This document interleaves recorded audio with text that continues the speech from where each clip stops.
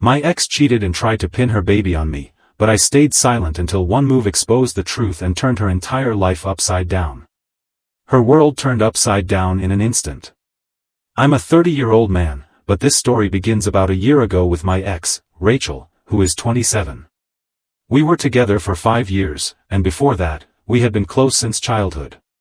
She was the only one who came to my 10th birthday party when everyone else cancelled, so you can imagine our history. I truly believed I knew her better than anyone, but I was completely mistaken. Rachel was someone I trusted implicitly. She supported me through a lot, like when I lost my job a few years back. She was my greatest supporter. When my dad was hospitalized, she stepped in to help my mom while I worked extra hours. So, Rachel was more than just my girlfriend, she was like family. We even started discussing our future, marriage, children, the whole picture. I thought we were on the same page. Then, out of the blue, I received a message on Instagram from a girl named Zoe. Initially, I thought it was spam, like a fake account. But as I read it, a wave of nausea hit me. Zoe claimed she had proof that Rachel was cheating on me. At first, I was skeptical. Rachel, cheating? It just didn't make sense, we seemed so solid, or so I thought. However, Zoe began to reveal details that were too specific to dismiss. She alleged Rachel had been seeing a man named Liam for a while and had even told him she was pregnant. That caught me off guard. Pregnant? Rachel hadn't mentioned a word to me. Still, the whole situation felt strange. Who was Zoe, and why was she telling me this? I asked her directly, "How do you know Rachel, and why are you getting involved?" Zoe responded, saying she wasn't a close friend of Rachel's, just someone who knew what was really happening. That didn't sit right with me. Why would someone go to such lengths to expose another's relationship unless they had an ulterior motive? Was Zoe trying to cause trouble for amusement? Did she have something against Rachel? She explained she was a friend of Liam's and discovered the affair after looking through his phone. Apparently, she had seen enough of Rachel and Liam's messages to put everything together. Zoe insisted she felt sorry for me and believed I deserved to know the truth. But was she truly altruistic, or was there more to it? Her timing seemed too convenient. She contacted me unexpectedly, armed with screenshots and even a video. It was hard not to question her motives. I messaged her back, saying, "Okay, you have my attention, show me the proof." A part of me hoped she would back out or admit she had nothing concrete, but she didn't. Instead, she sent a series of screenshots.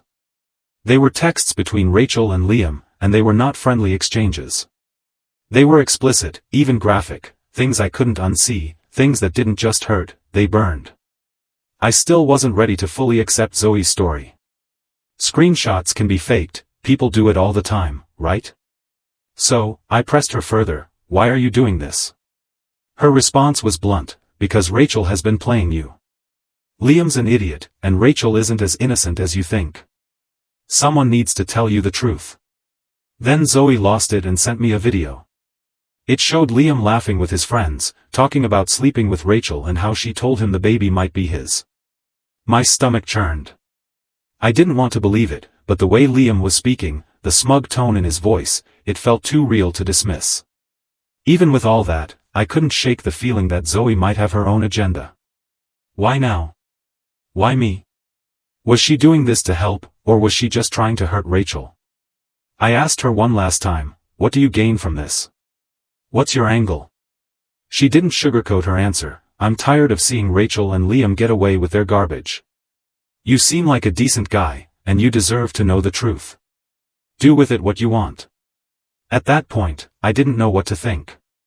Zoe's story aligned, and the evidence was overwhelming, but I couldn't shake the feeling that I was just a pawn in someone else's game. Was she telling the truth, or was she out to ruin Rachel for reasons I didn't fully grasp? I saved everything Zoe sent me, the screenshots, the video, her messages explaining how she knew Rachel and Liam. Whether or not I fully trusted her, I couldn't deny the weight of the evidence. Every screenshot chipped away at the Rachel I thought I knew, and every second of that video hammered home a reality I didn't want to confront. I stared at my phone, my mind spinning. I wanted to throw it across the room, to make it all disappear, but that wouldn't change anything. I kept scrolling through the messages, hoping for something, anything that would make it all make sense. But nothing did. The Rachel I thought I knew, the one who had been my partner, my safe haven, wasn't real. She had been lying to me, sneaking around with Liam, all while pretending we were building a future together. And Zoe, whoever she truly was, had exposed it all. Whether she was a friend, an enemy, or just someone who wanted to cause trouble, I couldn't ignore what she had shown me. It didn't make the betrayal hurt any less, but at least now I knew the truth, or so I believed. Rachel was visiting her parents when all this unfolded, which gave me some time to process. I gathered her belongings, everything she had at my place, and put it in the trunk of my car. I wasn't sure how I would confront her, but I knew I had to. There was no way I could sit on this and pretend everything was fine. When she returned later that evening, she was all smiles, as if nothing were wrong. She hugged me and said she had exciting news. She told me she was pregnant, and I felt my blood boil. I had to force a smile and act thrilled. I suggested we go out to celebrate, and she thought it was a great idea. Instead, I drove her to her parents' house. The whole ride, she kept asking why we were going there, and I simply said, "We'll talk when we get inside." I needed her mom there for this because I knew Rachel was about to go into full denial, and I wanted a witness. When we arrived inside, Rachel's mom looked up from her phone. "This is a surprise. What's going on?" Rachel, still caught in her delusion, chimed in, "We have some big news to share." I shook my head, cutting her off. "No, not the news you're expecting." Rachel turned to me, confused. "What are you talking about?" I stared her down. "I know, Rachel. About Liam, about the texts, about the baby." Her smile vanished instantly. "What are you even talking about?" Her mom leaned forward. "Who's Liam? What is he saying, Rachel?" Rachel started scrambling. "He's misunderstanding something. It's not what it sounds like." I pulled out my phone, scrolling to the screenshots. "Not what it sounds like? Then explain this. Or better yet, explain why your boyfriend is bragging about sleeping with you and getting you pregnant. Make it make sense." Her mom shot up.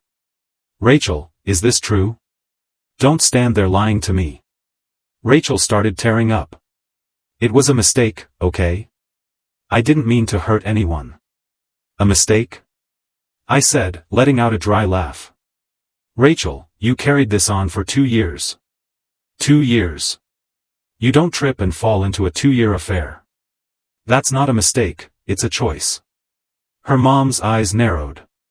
2 years, Rachel? What were you even thinking? And this Liam, he's the father?" Rachel wiped at her face, mumbling, "Yes, but it's not what you think." "Stop saying that." I snapped. "It's exactly what I think. You've been lying, sneaking around, and now you want me to what? Pretend this didn't happen? Be your backup plan because he bailed? Absolutely not." Rachel threw her hands up, desperation creeping in. "I'll fix this. I'll do anything. I'll get rid of the baby if that's what it takes to make things right." Her mom started yelling at her. "What are you even saying right now?" I shook my head, disgusted. "Wow, Rachel. That's your solution? You think you can erase all of this and we'll just go back to normal? You really think I'm that stupid?" Rachel stepped toward me, pleading. "Please, I love you. I can't lose you." "You already lost me," I said, cold. I grabbed the bag of her stuff I'd brought with me and shoved it toward her. "Here. I don't want anything of yours in my house. We're done." Her mom stepped between us. "Wait, let's talk about this. Maybe we can." "No." I cut her off. "There's nothing to talk about. She made her choices. I'm just here to make sure you know the truth. Now you can deal with her." Without waiting for a response, I turned and walked out, slamming the door behind me. I drove home in silence, feeling like my entire world had just imploded. When I got home that night, I sat in my car, trying to process everything: Rachel's tear-streaked face, her mom's angry yelling, and that unmistakable look of panic when I showed her the screenshots. All of it kept replaying in my head like a highlight reel from the worst movie ever made. My chest felt tight, like I couldn't get a full breath. For a moment, I thought I might completely lose it, but I didn't. Instead, I just sat there, numb. Eventually, I forced myself to go inside. The house was eerily quiet, the kind of silence that felt louder than any noise. Rachel's things were gone, packed up and left at her mom's place, but the emptiness hit differently. This wasn't just a breakup, it was the end of a life I'd envisioned. 5 years of memories, plans, inside jokes, and dreams, all of it was shattered. I walked into the living room and stopped in my tracks. The couch caught my eye, the same one where we'd spent countless nights binging bad TV shows and eating takeout. It felt surreal, like the space didn't belong to me anymore. The house was mine, but it didn't feel like home. I didn't sleep much that night. Every time I closed my eyes, I saw Rachel's face, her tears, her desperation, her guilt. I kept wondering how I didn't see it coming, how I could have missed something so massive for 2 whole years. By the time morning arrived, I felt like a shell of myself. When I checked my phone, it was flooded with texts from Rachel. They started as standard apologies. Can we talk? Please call me. I'm so sorry. But by the time I scrolled through the list, they had turned desperate. I'll do anything to fix this. I can't live without you. Please don't do this to us. I couldn't respond. What was there to say? She didn't just mess up, she burned everything to the ground and salted the earth for good measure. I blocked her number by the afternoon, thinking that would be the end of it. But I underestimated her determination. By that evening, she had shifted to social media, bombarding me with messages, the same routine apologies, promises to change, pleas for another chance. I blocked her on every platform. Then the emails started, long-winded messages about how she couldn't live without me and how she'd never forgive herself. Part of me wanted to tell her to leave me alone, to stop dragging this out, but another part of me didn't want to give her the satisfaction of knowing she'd gotten under my skin. So I ignored her. Later that day, Chloe showed up unannounced. She's always been the one to step in when my life goes sideways, and this was no exception. All right, spill, she said as soon as she walked in, her arms full of snacks and drinks. I didn't even know where to begin, but once I did, it all poured out, the DM from Zoe, the screenshots, the video of Liam, Rachel's confession, and everything that had happened at her mom's house. Chloe sat there, her expression shifting from disbelief to pure anger. 2 years, she shouted, nearly dropping her drink. And you had no idea? I shook my head, feeling the bitterness rise in my chest. She played me like a pro, I said, the words tasting sour. Chloe's protective instincts kicked in immediately. She doesn't deserve even a second of your time, you know that right? She said, her voice firm. I nodded, but it didn't ease the ache in my chest. Chloe stayed for hours, making me talk through everything and cracking jokes to lighten the mood. By the end of the night, she was even joking about changing my locks just in case Rachel got any ideas. The next day, I told my mom. I had been dreading that conversation because she adored Rachel. For years, she called Rachel the perfect match and talked about how she couldn't wait for us to get married. Breaking the news felt like admitting I'd failed somehow, even though I knew deep down it wasn't my fault. When I showed her the screenshots, she just stared at them in silence for what felt like forever. Finally, she said, she cheated, her voice soft, almost like she didn't believe the words coming out of her mouth. I nodded, unable to meet her eyes. After a long pause, she shook her head and said, I can't believe she did this to you, to us. That last part hit hard. Rachel wasn't just my girlfriend to her, she was family. My mom started venting about how much effort she'd put into building a relationship with Rachel. It was clear she felt betrayed too, like Rachel had let the whole family down. In the days that followed, Rachel's messages slowed down. Maybe she was finally getting the hint, or maybe she was regrouping. Either way, I didn't hear from her directly, but that didn't mean the drama was over. One night, Rachel's mom called me. Her voice was heavy with embarrassment and regret. I'm so sorry for what Rachel did, she said. I raised her better than this. She's devastated, you know, she knows she messed up, but she's still my daughter, and I have to ask, could you at least talk to her? I sighed, already exhausted by the conversation. I appreciate you calling, I said, but there's nothing to talk about. She didn't just hurt me, she destroyed everything we had. I can't come back from that. Her mom sounded defeated. I understand, she said softly, though I could tell she was disappointed. After we hung up, I felt a mix of relief and frustration, relief that I'd stood my ground, but frustration that the people around Rachel still thought there was a way to fix things. There wasn't. She'd made her choices, and now she had to live with them. Breaking up with Rachel was tough, but the part that hit me hardest was finding out some of my so-called friends knew about the affair and didn't tell me. They had front-row seats to the betrayal and decided to keep quiet. It wasn't just Rachel who stabbed me in the back, it felt like a whole group of people I trusted had turned against me. I found out through bits and pieces after the breakup. One friend, Sam, slipped up during a conversation a few weeks later. He mentioned how he always thought Rachel and Liam had too much chemistry. Too much chemistry? What the hell does that even mean? I pressed him, and it turned out he had seen them getting a little too cozy at a party months before I found out. You didn't think to tell me? I asked. I didn't know for sure, he stammered, and I didn't want to stir up drama if it was nothing. I didn't buy that excuse. If the roles were reversed, I'd have told him in a heartbeat. It felt like everyone had just decided I wasn't worth the hassle of honesty. It wasn't just Sam either. A couple of mutual friends admitted they'd heard rumors but didn't think it was their place to get involved. Their silence felt like another layer of betrayal. If that random girl hadn't slid into my DMs out of nowhere, I'd probably be raising a kid that's not even mine, thinking I'm some stand-up dad, while she kept sneaking around with her side guy. Fast forward a year, and I was finally starting to move on. I had begun to feel like myself again. I was going out with friends who genuinely cared about me, focusing on work, and even dipping my toes into dating. Life wasn't perfect, but it was stable, and I was content with that.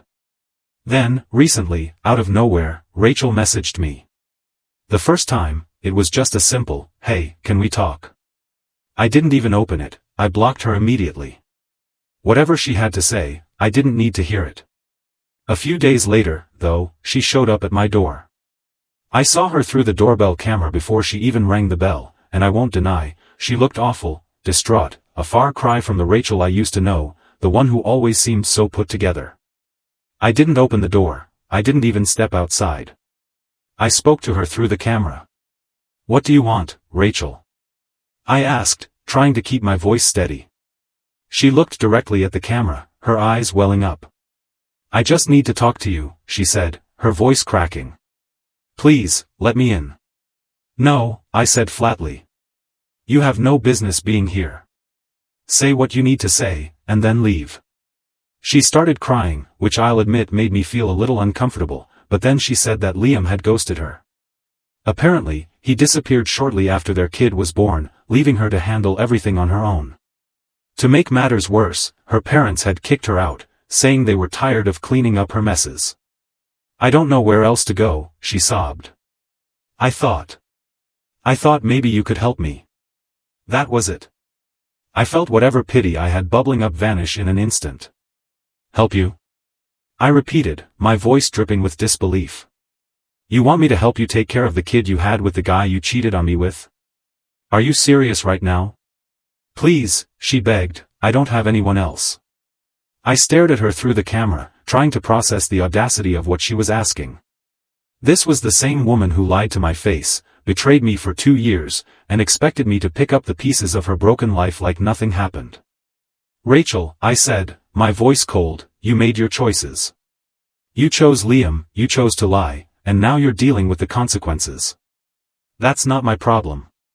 It hasn't been my problem since the day I packed your things and drove you to your mom's house." She started crying harder, but I wasn't moved. "You need to leave," I said firmly, "and don't come back. Don't message me, don't call me. As far as I'm concerned, you don't exist anymore." For a moment, she just stood there, looking at the camera, like she was waiting for me to change my mind. When I didn't, she finally walked away, still sobbing. After she left, I sat down on the couch, my mind racing. Part of me felt guilty for being so harsh, but another part felt like it wasn't harsh enough. What did she think was going to happen? That I'd open the door, hug her, and agree to play dad to Liam's kid? The audacity was unbelievable.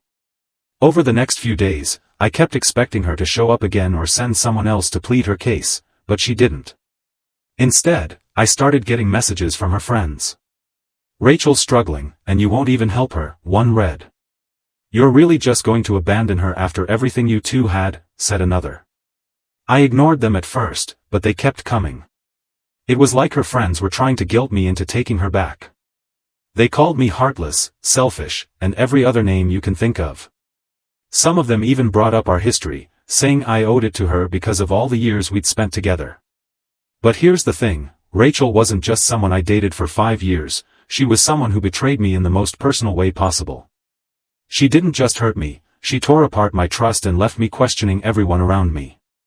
I didn't owe her anything, and I wasn't about to let anyone make me feel otherwise. By the end of the week, I'd blocked every one of her friends who had messaged me. I didn't have the energy to argue with people who clearly didn't care about what I'd been through.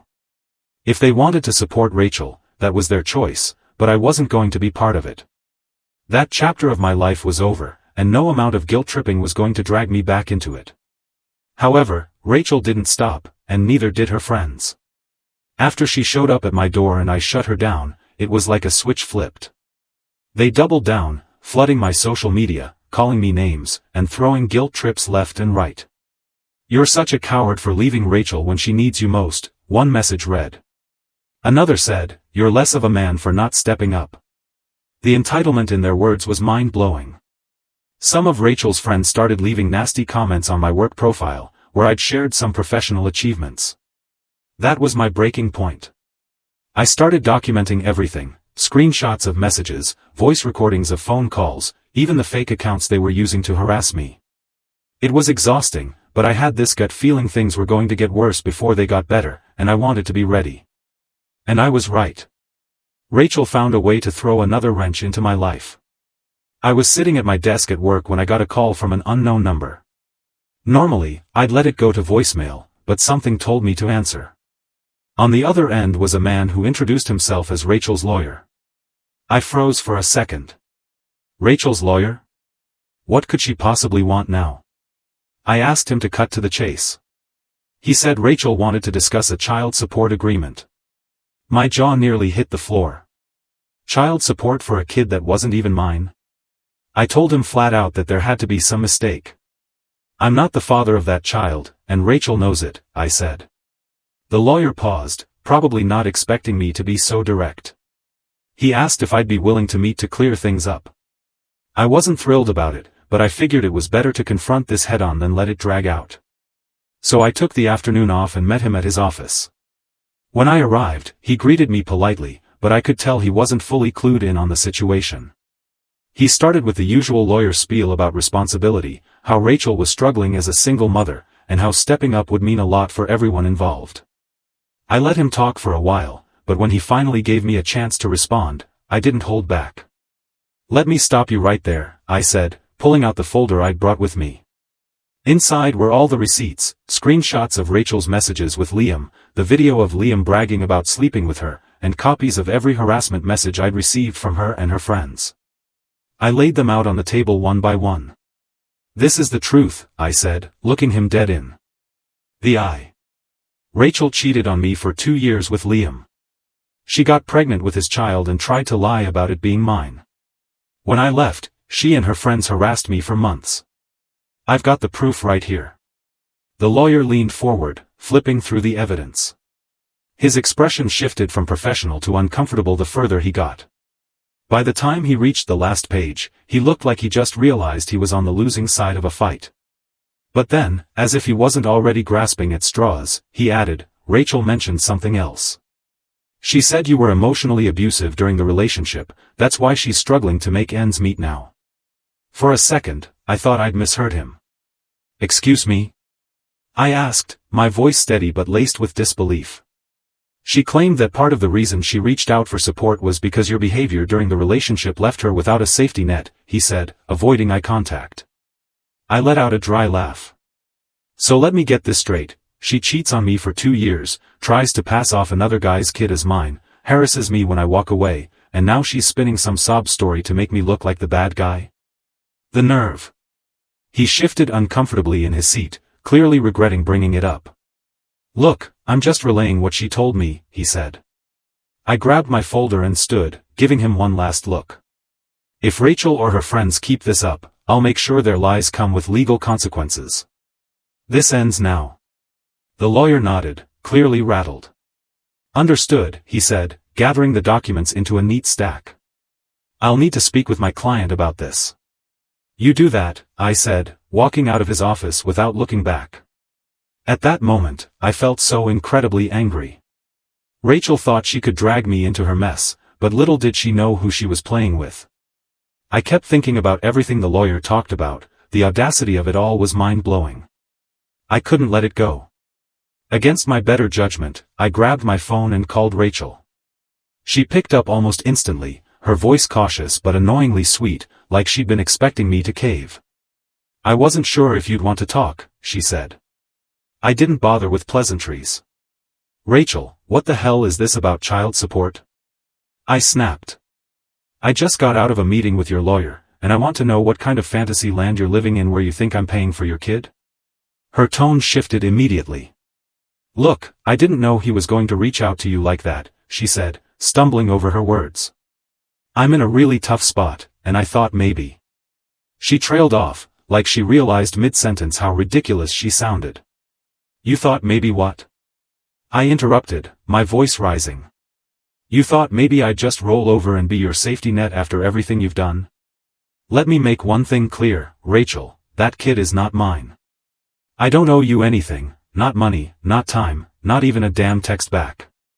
You made your choices, and you don't get to drag me into your mess because Liam bailed on you. She let out a shaky breath, and I could hear her trying to hold it together. I didn't mean for it to go this far, she said quietly. I don't have anyone else to turn to. My parents won't help, and Liam, he's gone. I'm doing this all on my own. I laughed, cold and bitter. And whose fault is that, Rachel? You cheated, lied, and tried to pass off someone else's kid as mine, and now you're coming back to me because you're out of options? That's not my problem. It hasn't been my problem since the day I walked out. She started crying then, sniffling into the phone. I'm sorry, she choked out. I didn't know what else to do. Sorry doesn't fix this, I said flatly. You need to stop. Stop calling me, stop sending people after me, and stop trying to manipulate your way into my life. You don't get to come back from this. We're done, Rachel. For good. I hung up before she could say anything else and tossed my phone onto the passenger seat. My hands were shaking, but it wasn't from regret. It was from the sheer nerve she had to even think I'd entertain her nonsense. For the first time in a long time, I felt like I'd truly shut the door on her and all the chaos she brought into my life, and it felt incredibly good. A few days later, I received a formal letter from that lawyer. It was brief and to the point. There would be no further attempts at contact from Rachel or her friends. He also mentioned that Rachel had decided to move to another city to start fresh. There was even an apology included, though I doubted it came from Rachel herself. When I read the letter, I didn't feel vindicated or triumphant, I just felt relief. The chapter with Rachel was finally, officially closed. There would be no more messages, no more harassment, no more lawyers trying to guilt me into taking responsibility for a child that wasn't mine. So the drama had finally quieted down, but rebuilding trust, that was the real challenge. Every time I met someone new, the thought lingered, what if they're hiding something too? But I wasn't going to live in paranoia. Rachel had already taken enough from me, and I refused to let her take my future too. I focused on what I could control, hitting the gym, immersing myself in work, and spending time with people who genuinely cared about me. Slowly but surely, I started feeling like myself again. One night, while I was out with some friends, Matt brought up dating. You back in the game yet? He asked. I smirked. Not even close. Come on, man, he said, rolling his eyes. Not every woman is like Rachel. Don't let one bad apple ruin the whole thing for you. I didn't commit to anything then, but his words stuck. He wasn't wrong. I wasn't going to let Rachel's betrayal write the rest of my story. A couple of weeks later, Chloe invited me to a party. Look, no pressure, she said.